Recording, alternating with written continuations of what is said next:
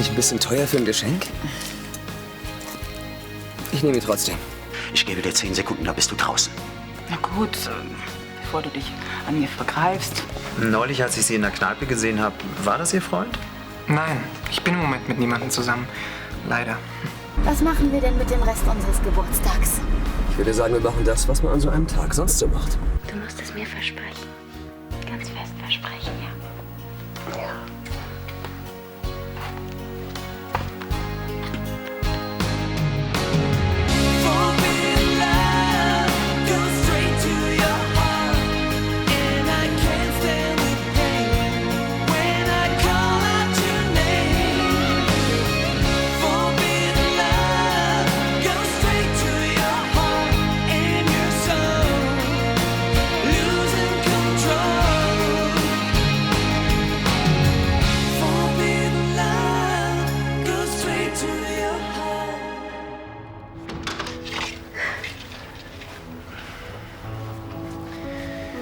Warum weinst du? Nicole, Lass mich.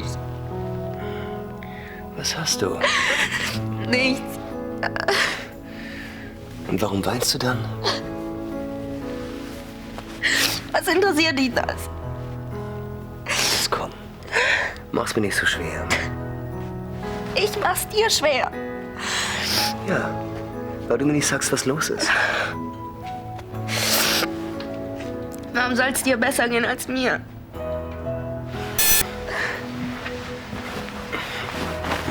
Nicole. Geh doch zu deiner Julia. Mit der verstehst du dich doch eh viel besser. Was? Ach, die halte wenigstens nicht die Ohren voll. Ach so, deswegen. Du, wir haben's auf der Party einfach nicht mehr ausgehalten. Ja, das habe ich gemerkt. Unser erster gemeinsamer Geburtstag. Und dann gleich so eine Scheißstimmung. Dann feier doch in Zukunft gleich allein. Wir hatten einfach keinen Bock auf diesen Familienzoff. Ach nein.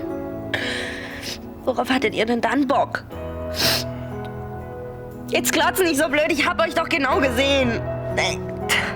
Eng umschlungen. Wie ein Liebespaar.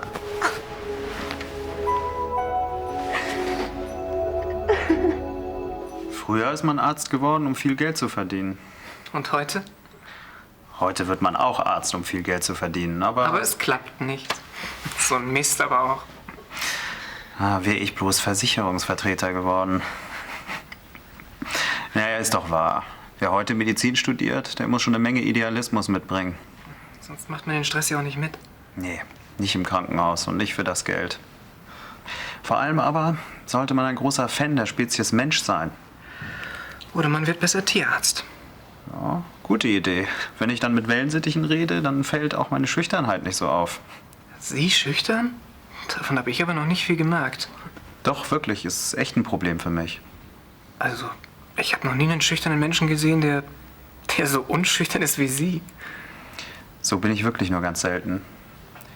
Normalerweise bin ich zurückhaltend. Tja, dann ist heute Nacht wohl eine dieser seltenen Gelegenheiten. Naja, bei so einem interessanten Gesprächspartner, dann vergeht ja auch die Zeit viel schneller. Stimmt, der Dienst ist schon fast rum. Hat viel Spaß gemacht. Fand ich auch. Wenn Sie wollen, können wir Ja? noch weiterreden. Gern.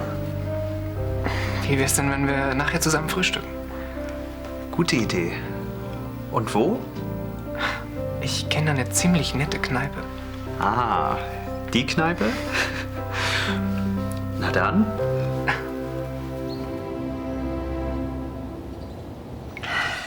Na, wie war dein Abend gestern auf Friedenau? Sehr schön. Bis auf den Wahnsinnigen, der mich mit der Axt bedroht hat. Was? Nein, das war nur ein Witz. Nein, es war sehr gemütlich. Und du, wann bist du zurückgekommen? Ich habe dich gar nicht gehört. Es war nicht so spät. Ich wollte dich aber nicht mehr wecken. Wie war die Party? Oh, hast nichts verpasst. Bis auf die Wahnsinnige, die mit Sportwagen um sich geworfen hat. War das jetzt auch ein Witz? Nein, leider nicht. Diese Verrückte war natürlich Clarissa. Aber ich denke, die war gar nicht eingeladen. Als wenn sie das abhalten würde. Wie? Die ist einfach gekommen, ohne dass sie eingeladen war? Gekommen ist viel zu wenig. Ihr Auftritt hat eingeschlagen wie eine Bombe. Nur, diesmal hat sie nichts weggenommen, sondern etwas verschenkt. Wie ungewöhnlich. Sie hat Jan einen nagelneuen Sportwagen geschenkt. Protziger geht's wohl nicht mehr. Die Brandners waren begeistert. Darf ich jetzt mal was dazu sagen? Ja, natürlich. Ich finde dich total ungerecht. Mich? Wieso? Stell dir mal vor, man hätte dich nicht eingeladen zum Geburtstag deiner Kinder. Kathi, du kannst doch nicht Christoph mit Clarissa vergleichen. Ich glaube, du siehst das nicht ganz objektiv. Wieso? Ich war doch auch dabei. Ihr Auftritt war doch die reine Provokation. Weil ihr sie wie den letzten Dreck behandelt habt. Vielleicht liegt das an ihrem Verhalten. Was ist denn an ihrem Verhalten so unnormal? Sie muss sich doch wehren. An ihrer Stelle würde ich es genauso tun. Ja, davon bin ich überzeugt.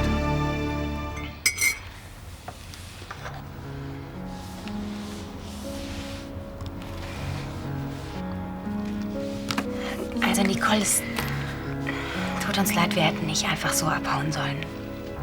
Ach nein. Wir haben es einfach nicht mehr ausgehalten auf der Party. Danke. Das hat mir dein Bruder auch schon erzählt. Also, weißt du, du musst das verstehen. Wir konnten noch nie zusammen Geburtstag feiern. Und Also eure Ausreden habt ihr ja gut abgesprochen. das sind keine Ausreden. Für wie blöd haltet ihr mich eigentlich? Es hält dich überhaupt niemand für blöd.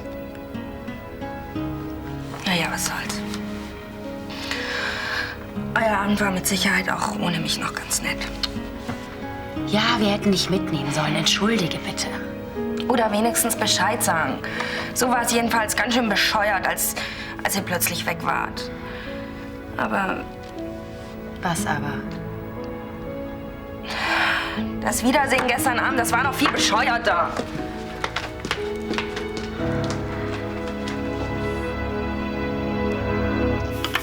Und noch Kaffee, die Herren? Nee, für mich nicht, sonst kriege ich noch einen Herzinfarkt. Sie vielleicht? Für mich auch kein Herzinfarkt. Oh, falls wir es uns anders überlegen, ich weiß ja, wo alles steht. Okay, okay. Sie sind hier ja wirklich wie zu Hause. Ja.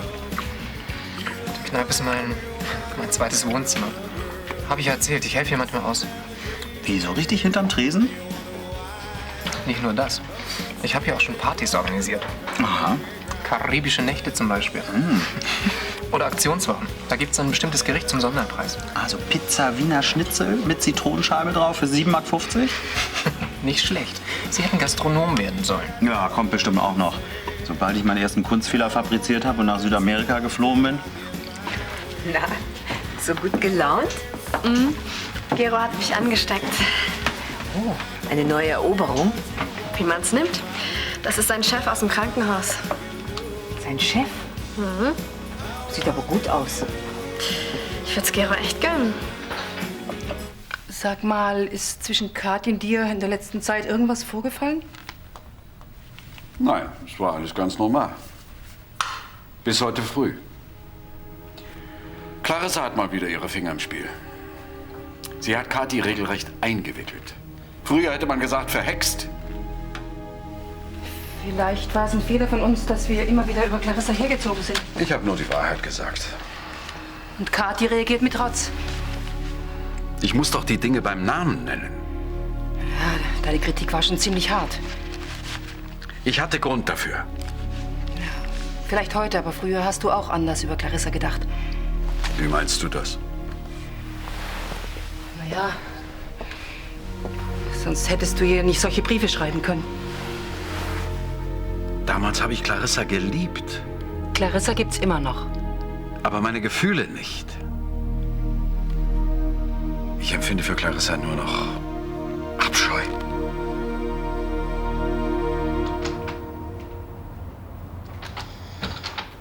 Was willst du?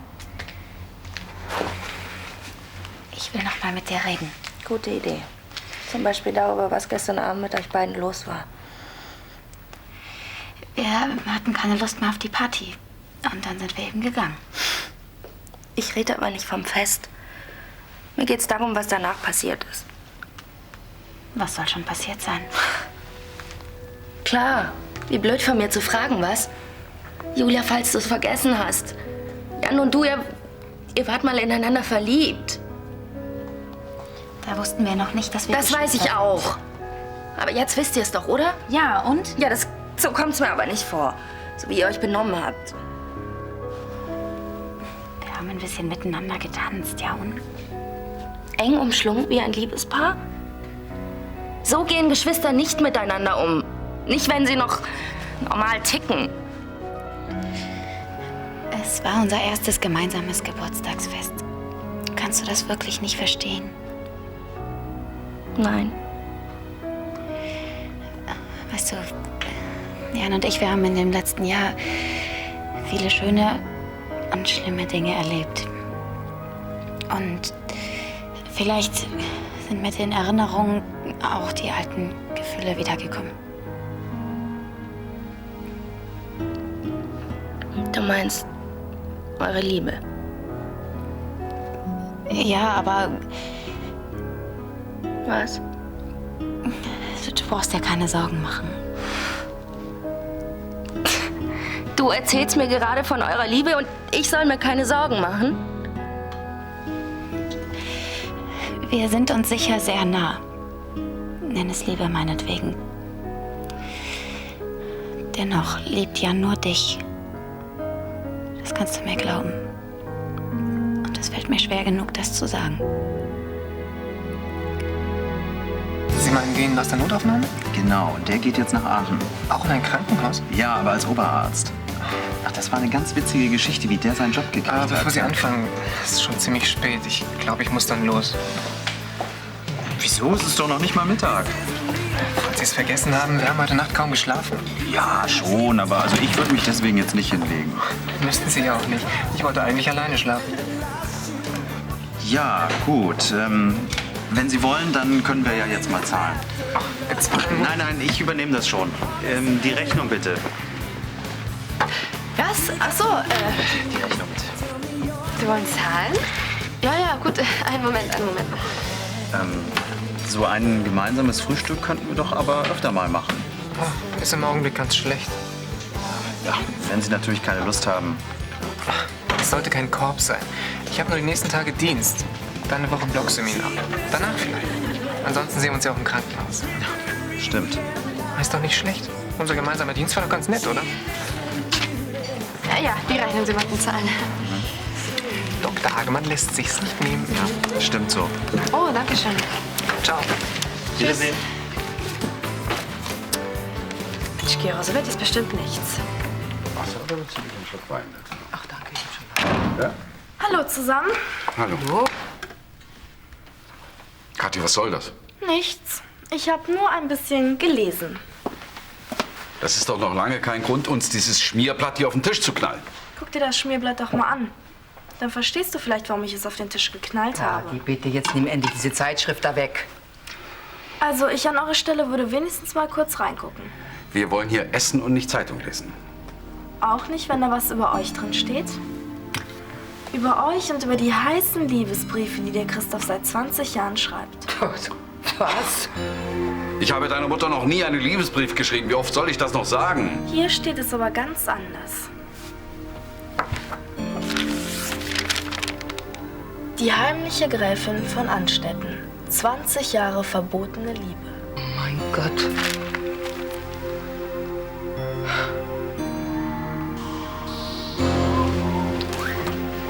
Guckt mal, was ich hier habe. Sieht aus wie eine Zeitschrift. Nicht gerade von der besseren Sorte, dass Sie sowas lesen. Warum nicht? Manchmal sind die sehr amüsant. Wenn man sich für die schmutzige Wäsche der Königshäuser interessiert. In diesem Falle tut es ein ganz normaler Graf. Ach, was meinst du? Oh, du hast den Artikel schon gelesen. Nicht nur das. Ohne mich, ich meine, ohne uns, wäre er erst gar nicht erschienen. Das habe ich mir fast gedacht. Kompliment. Eine solche Schweinerei kann nur dir einfallen. Ich habe dir doch gesagt, dass sich Christoph und Barbara noch mal umsehen werden. Aber musstest du denn die deutschen Zeitschriftenleser gegen die beiden aufhetzen? Man soll mich eben nicht reizen. Glaubst du, Christoph lässt sich das gefallen? Was soll er denn machen? So schnell wie ich bin, kann er doch gar nicht gucken, geschweige denn etwas ausrichten. Und Barbara? Ah, die fällt doch schon beim leisen Windhauch um. Hoffentlich hast du recht. Ganz sicher habe ich recht. Beim nächsten Mal sorgst du aber für bessere Druckqualität. Die Briefe sind ja kaum zu lesen. Deshalb ist der Text innen drin auch nochmal abgedruckt. Die Öffentlichkeit hat schließlich ein Recht auf die Wahrheit. Und wenn sie noch so schrecklich ist. So, jetzt habe ich mit Nicole geredet. Ist die Geschichte noch immer nicht ausgestanden? Naja, sie ist eifersüchtig, verstehst du? Eifersüchtig und verletzt. Aber sie hat überhaupt keinen Grund dazu. Das sieht sie ein bisschen anders. Was hast du ihr erzählt? Naja, ich habe versucht, ihr zu erklären, wie wir zwei zueinander stehen. Du hast ihr wirklich alles erzählt? Ich habe ihr nur gesagt, dass wir uns sehr nah sind, wie Geschwister. Und dass alles andere vorbei ist. Hat sie's verstanden? Ich weiß nicht. Wir müssen uns zusammennehmen. Zusammennehmen? Was tun wir denn schon Großartiges? Du weißt genau, was ich meine. Julia. Jan, so kann's auf jeden Fall nicht weitergehen. Und ich will auch nicht dran schuld sein, wenn eure Beziehung kaputt ist. Soll ich dich von jetzt ab ignorieren oder was? Du weißt doch, was ich meine. Ach, ich weiß überhaupt nichts mehr. Liebst du sie noch? Ey, liebst du sie noch? Ja, ich liebe sie.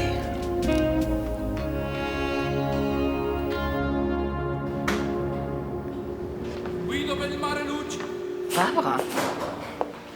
Ich dachte immer, je später der Abend, aber so kann man sich täuschen. Oh ja, so und auch noch anders. Wenn du glaubst, du kannst mich mit deiner Schmutzkampagne aus Friedenau vertreiben, dann hast du dich geschnitten. Schmutzkampagne? Ach so, du meinst diese Zeitungsberichte. Der Bericht und deine anderen Intrigen. Wer vertreibt denn wen? Wer wohnt in Friedenau, während ich in diesem bescheidenen Apartment hausen muss? Mir kommen die Tränen.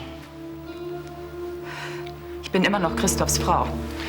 Und Friedenau ist unsere gemeinsame Ehewohnung. Ihr habt euch doch getrennt. Glaubst du, ich würde euer schamloses Treiben auch noch Schamlos mit bist ansehen? du hier. Was du auch anstellst, es wird dir nicht gelingen, Christoph und mich hier auseinanderzubringen. Du weißt ja noch nicht, was ich mir in den nächsten 3 Jahren einfallen lassen werde. Oh, das werden wir auch noch überstehen. Sei dir da nicht so sicher. Was planst du denn? Mord oder Kidnapping?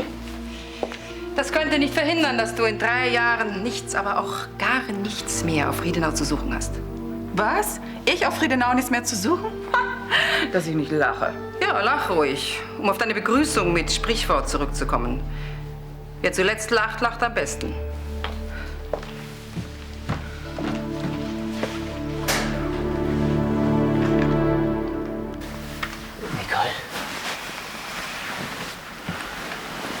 Nicole. Du hast mit Julia gesprochen, stimmt's? Und sie hat dir gesagt, dass sie mich liebt. Hör zu, das darfst du nicht falsch verstehen. Natürlich lieben wir uns, aber wir sind Geschwister. Deswegen brauchst du überhaupt nicht eifersüchtig zu sein. Ach nein. Wir verstehen uns doch wirklich prima. Und du bedeutest mir immens viel. Und ich liebe dich immer noch. Aber woher soll ich das denn wissen, wenn du mir das nie zeigst? Ich hätte mich vielleicht in letzter Zeit ein bisschen mehr um dich kümmern sollen, ja. Ich werde mich bessern, okay? Versprichst du mir das? Mhm. Ich verspreche es. Großes Model-Ehrenwort? Ja, klar. Ach Mann.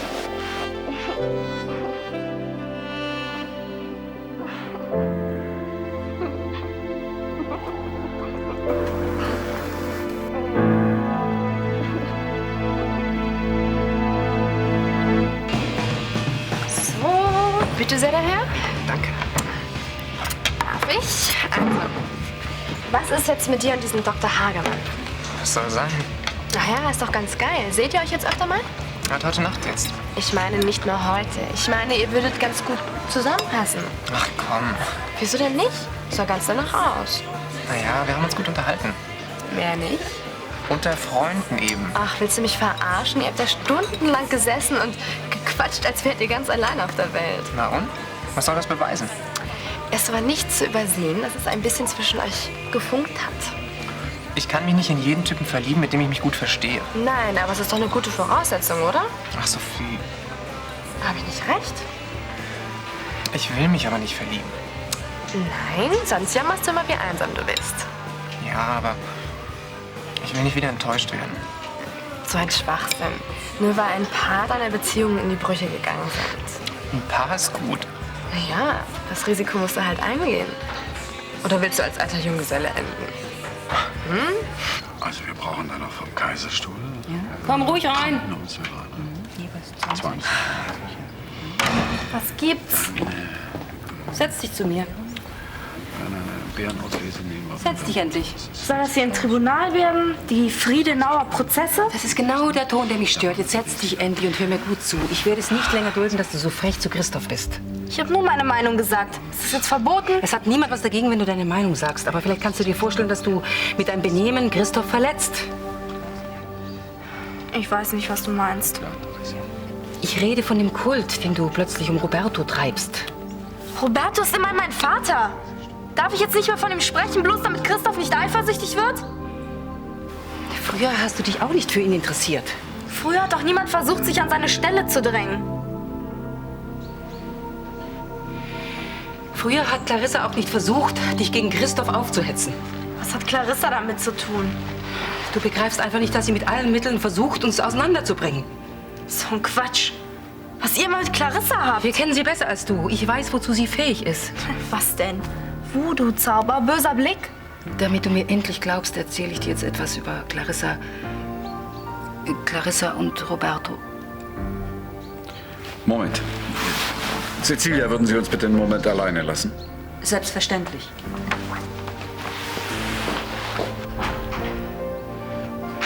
Es wird Zeit, dass du endlich erfährst, warum du ohne Vater aufwachsen musstest.